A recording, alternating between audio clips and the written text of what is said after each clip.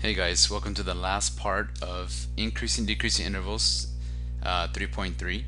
Let me go ahead and just finish off the video by doing the last two problems here. So same directions as the first one, except I'm just going to go a little more quicker.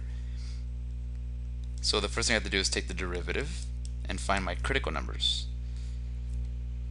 So I have to use the power rule.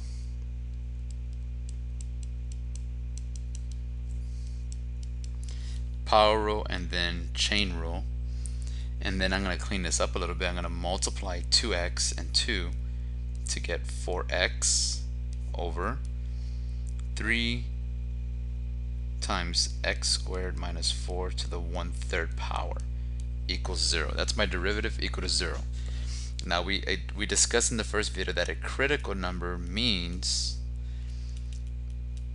the derivative is equal to 0 at some sort of c, and the derivative is undefined. And we all know that fractions, rational functions, have points of discontinuity. Not all of them, but this one does. So when we want to find when the derivative is equal to 0, we set the top equal to 0 because 0 over a number means 0. So we set the top equal to 0, and we set the bottom equal to 0 because something over 0 is considered to be undefined. And then we separate and solve. I'm going to use another color. So the first one's easy, x is equal to 0.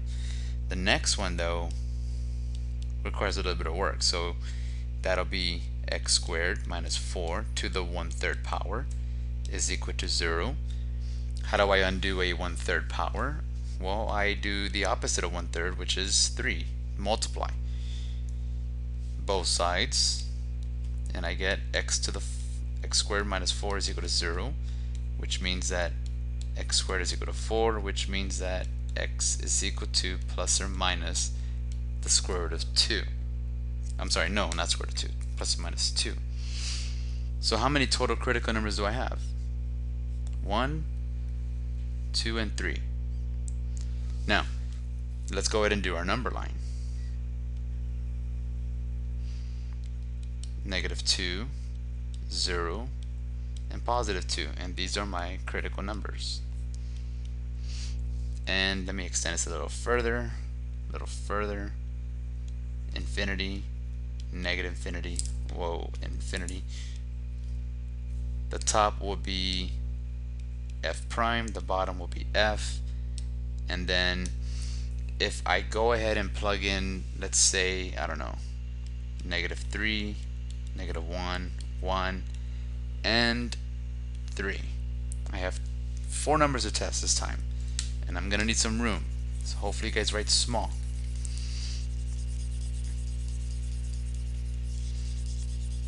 Okay, so I have to check these 3 numbers, and I'm gonna show you guys a simple way how to do this. You don't necessarily have to give me the numeric value of the derivative. Just tell me whether it's positive or negative. Let me go ahead and write my derivative over here on the bottom. F prime was 4x over 3 x squared minus 4 to the 1/3 power. That was my original derivative. Now, if I plug in -3, okay, so let's plug in -3. -3 in x times a +4 will give me a negative in the numerator. If I plug in -3 for x squared here in the bottom, I get a +9, take away 4, which is a positive number. The 1/3 power tells me to cube root a positive number, which is still positive, times another positive number, which means I have a positive in the bottom, and that tells me I am less than 0 because that equals negative, which is less than 0. So f prime is negative, which means that I'm decreasing from -infinity to -2. Now let's go ahead and try -1. -1, if I plug in -1 at the top, times 4 is negative. -1 in the bottom, which is a 1 minus 4, that's a negative. The cube root of a negative is negative, times 3, which is still a negative in the bottom, but a negative divided by a negative means I'm positive. So positive, there it is. If you try 1, I'm going to go pretty quick.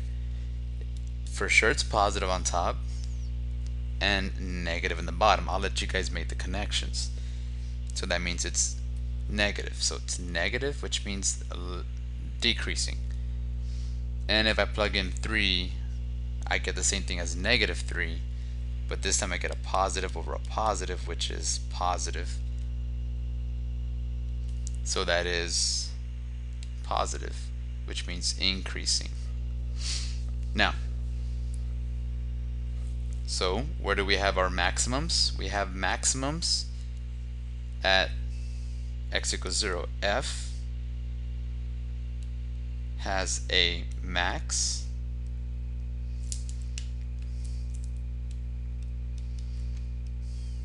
at, you can say x equals 0 and provide me the point. It doesn't matter. Usually on the AP exam, you're only asked to provide the x value of the maximum. So you can say at x equals 0, or you can literally plug it in into your function and find that out, and I'll let you guys do that. F has a max at x equals 0 because f prime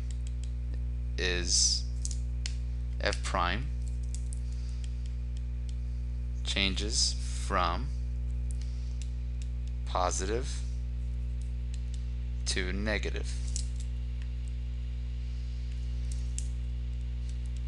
F has minimums at x equals negative 2 and 2 because f prime changes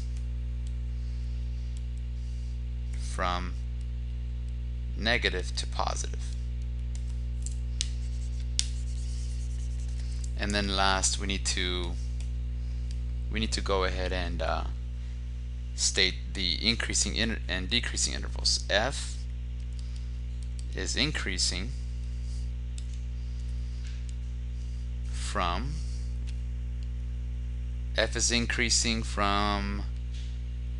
here to there.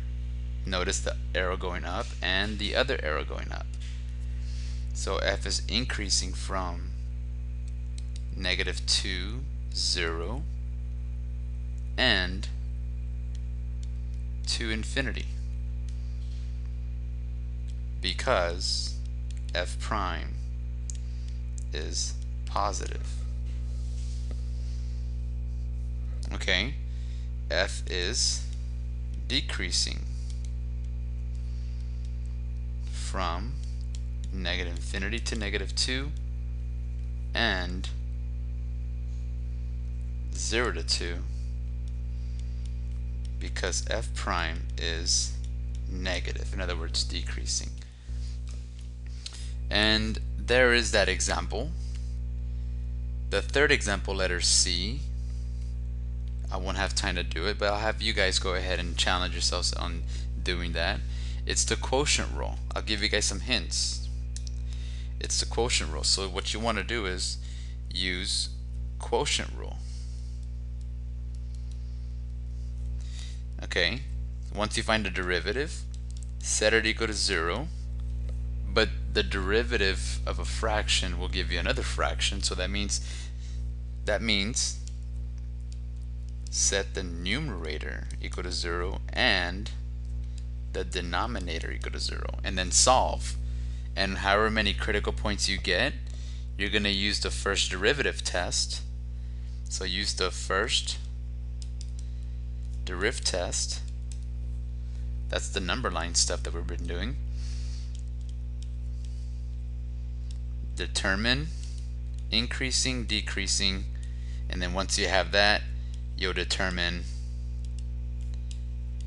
max and mins, and that should be that problem. So I'll go ahead and end this video here, and then in the next video we'll go ahead and talk about increasing, decreasing again, first derivative test, but more emphasis.